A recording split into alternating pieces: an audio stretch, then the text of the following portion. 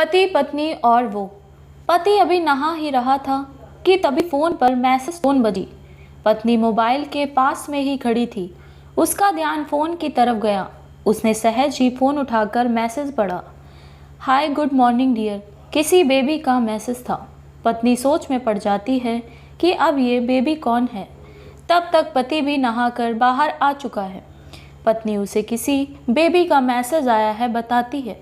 पति मुस्कुरा देता है। फ़ोन उठाकर उस मैसेज का रिप्लाई करता है, hi baby how are you, और अपने काम में लग जाता है।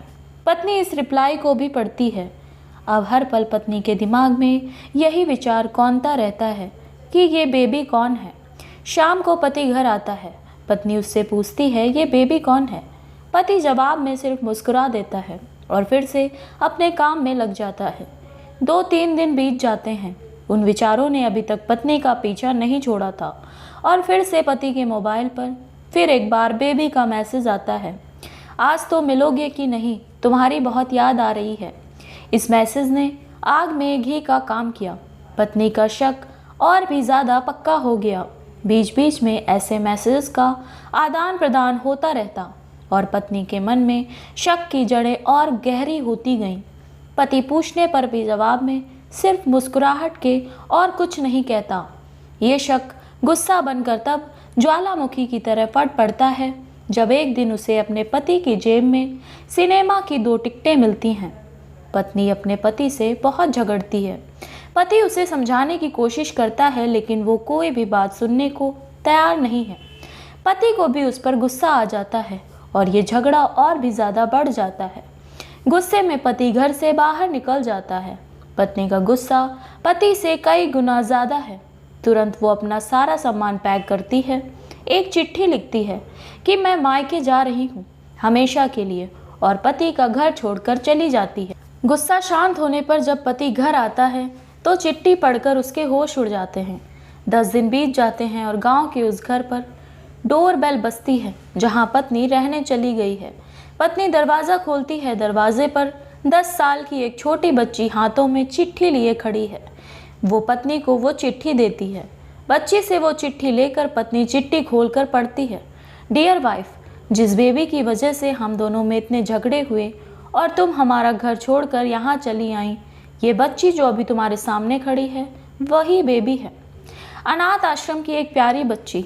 इसी के साथ मैं बातें करता था, सिनेमा जाता था। पहली बार जब तुमने बेबी के बारे में पूछा था तो मैंने जानबूझकर तुम्हें नहीं बताया था। सोचा था थोड़ा मजाक करता हूँ, देखता हूँ तुम कैसे रिएक्ट करती हो, लेकिन मैंने ये कभी नहीं सोचा था कि तुम्हारा शक इतना बढ़ जाएगा कि तुम घर ही छोड़ दोगी। हाँ, सबसे ज़रूरी बात ये तो बेबी है, वो किसी और की नहीं बल्कि तुम्हारी ही बेटी है। रुको, अपने आप को संभालो और आगे की बात ध्यान से पढ़ो। हमारे शादी के 2 साल पहले की बात है। तुम अपने कॉलेज के लास्ट ईयर में थी। तुम्हारे प्रोफेशन में नोट्स लेने के बहाने तुम्हें बुलाया था और तुम्हें चाय में नशीली दवा खिलाकर ना करने वाला काम किया था। इसमें तुम्हारी कोई गलती नहीं थी, लेकिन कुदरत ने अपना काम किया और तुम्हारे पेट में इस बेबी को डाल दिया। काफ़ी प्रयास करने पर भी अबॉर्शन नहीं हुआ तो तुम्हारे घर वालों ने समाज के डर से तुम्हें 6 महीने तक घर में ही रखा। तुम्हारे पिताजी खुद एक डॉक्टर हैं, इसलिए ये बिन मांगा बच्चा आसानी से बिना किसी को कानों कान खबर हुए इस दुनिया में आया। भविष्य में तुम्हारी शादीशुदा ज़िंदगी में कोई प्रॉब्लम ना हो, इसलिए तुम्हारे पिता ने इस बच्चे को गांव के एक अनाथ आश्रम में छोड़ दिया। ये बच्चा मतलब यही बेबी जो अभी तुम्हारे सामने खड़ी है। अगर अभी भी विश्वास नहीं हो रहा तो इस बच्ची के गाल का वो तिल देख लो जो शायद तुमने उसे आखिरी बार रोते हुए देखा होगा, या फिर अपने पिताजी से पूछ लो। पत्नी ने जल्दी से उस बच्ची को पास में लेकर उसके गाल का तिल देखती है। उसका मन भर आता है, उसकी आंखों में आंसू आ जाते हैं, लेकिन चिट्ठी अभी भी बाकी है, इसलिए वो आगे बढ़ती है। मुझे पता है कि अभी भी तुम्हारे मन में ये सवाल उठ रहा होगा कि ये सब मुझे कैसे पता।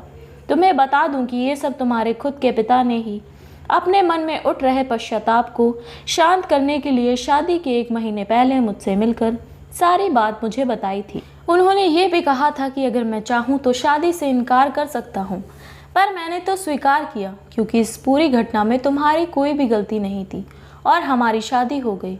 तुमने मुझे बहुत प्यार दिया, लेकिन तुम्हारे पिता से बेबी के बारे में जानने के बाद मैं उससे मिले बिना नहीं रह पाया। मैं बीच बीच में उससे मिलता था। उससे मिलना, उसके साथ समय बिताना मुझे अच्छा लगता था। कितनी प्यारी बच्ची, बिना किसी गलती के क्यों सज़ा भुगते। बस इसलिए मैं उसे थोड़ी सी खुशी देने की कोशिश करता था। बस मुझे इतना ही कहना था। अब अगर तुम फिर से अपने घर आकर मेरे साथ रहना चाहो तो गैलरी में आ जाओ। मैं तुम्हारा इंतज़ार कर रहा हूँ। तुम्हारा और सिर्फ तुम्हारा डियर पति। बिना एक क्षण की भी देरी के पत्नी दौड़कर गैलरी में पहुंची और रास्ते पर उसका पति खड़ा था। उसके चेहरे पर मुस्कान थी और पत्नी की आंखों में आंसू। वो अपने पति के पैरों में गिर पड़ी और उनसे माफ़ी मांगने लगी। तभी पति ने उसे उठाकर अपने सीने से लगा लिया। अगर आपको हमारी ये कहानी पसंद आई हो तो हमारे चैनल को सब्सक्राइब करें।